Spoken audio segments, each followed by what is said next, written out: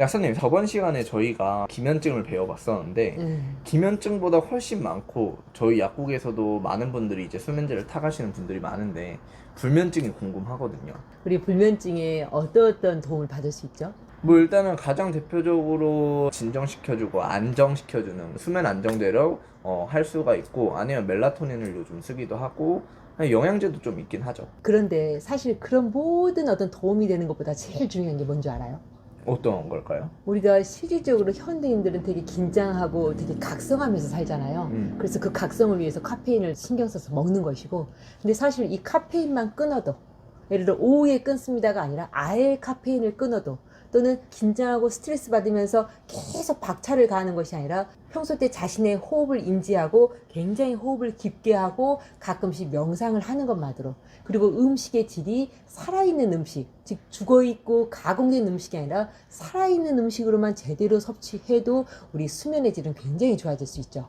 그래서 이 세 가지를 지키면 웬만한 불면증을 고칠 수 있는 것이고. 근데 사실 이건 너무 당연한 얘기잖아요. 뭐 카페인을 끊는다든지 아니면 뭐 호흡을 깊게 하면서 좀 안정을 한다든지 누구나 할 수도 있고, 어쩌면 그래서 더 하기 힘든 거일 수도 있는데, 동양의학적으로 어떻게 치료하는지 좀 궁금하긴 하거든요. 실질적으로 저희가 동양의학적으로 치료할 때도 방금 말했던 것들을 조금 지켜달라고 하는 편이거든요. 평소 때 좀 깊게 호흡하세요. 좀 중간중간에 쉼을 가지세요. 그리고 건강한 음식을 드세요. 그리고 카페인은 될 수 있으면 끊고, 정말 생각날 때는 디카페인으로 아주 소량만 가끔 드세요. 이렇게 하는 편이거든요. 근데 그렇게 지킨다 하더라도 사실 바로 불면증이 좋아지는 건 아니기 때문에 굉장히 삶의 질이 떨어지잖아요. 네. 그때 이제 동양의학적으로 도울 수 있는 것이 있는데, 우리가 동양의학적으로 불면증을 고친다는 것은 사실은 심장과 신장, 콩팥을 말하죠. 이 심장과 신장의 기능이 각각 자기 기능을 제대로 했을 때, 네. 그리고 이 기능이 두 개가 서로 잘 교류가 되었을 때 잠을 푹 잘 수 있다고 봐요.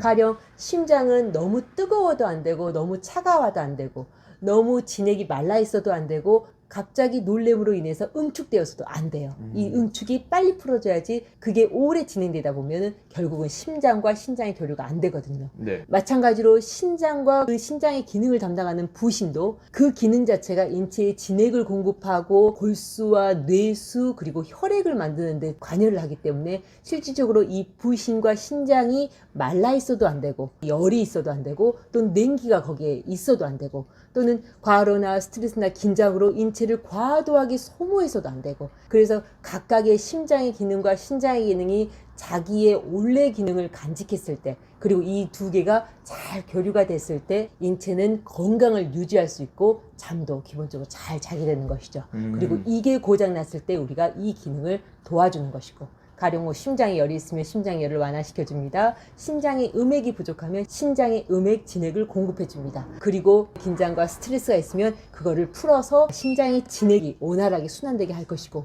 만약에 신장이라든지 심장에 냉기가 있으면 그 냉기를 풀어내주는 치료를 해야 할 것이고. 약사님께서 말씀하신 건 결국 신장과 심장의 역할을 확실하게 해서 이게 순환이 잘 되어야 된다라고 말씀을 해주신 것 같은데, 사실 이 두 개의 장부가 제대로 작동하더라도 이 순환이 안 되면 또 안 될 것 같은데, 저번에도 기면증에서 원인 중에 하나가 이 중초가 막히면 기면증이 나타날 수 있다라고 했는데, 불면증도 혹시 그럴까요? 맞아요. 방금 말했던 심장과 신장은 서로 음액과 양기를 주고받아야 되는 수승화강의 관계에 있거든요. 하지만 중초가 막히면 이 심장과 신장은 상초와 하초에 있기 때문에 이 중초가 막히는 것만으로 상하 교류가 되지 않으면서 상체는 열 증상을, 중초는 막힘 증상을, 하초는 허약해지고 냉해지는 현상이 나타나죠. 그러면 당연히 심장에 열이 차오르기 때문에 불면증이 더 심화될 수 있는 것이고, 그리고 그게 아주 가벼운 경우가 사려과다를 많이 해서, 즉 생각을 너무 많이 하다 보면은 저녁에 잠이 잘 안 들고 오만 가지 생각으로 잠을 못 자게 되는 경우가 있는 거죠. 그리고 그것이 오래 진행되고 발전했을 때는 결국 소화가 안 되고 중초가 막혀서 상하 교류가 안 돼서 불면증으로 진행될 수 있는 것이고, 그럴 때는 이 중초의 다음적이라든지 기능을 풀어주는 것이 불면증을 고칠 수 있는 것이지, 당장의 심장과 신장을 도와주는 치료가 불면증을 해결할 수 없는 것이죠.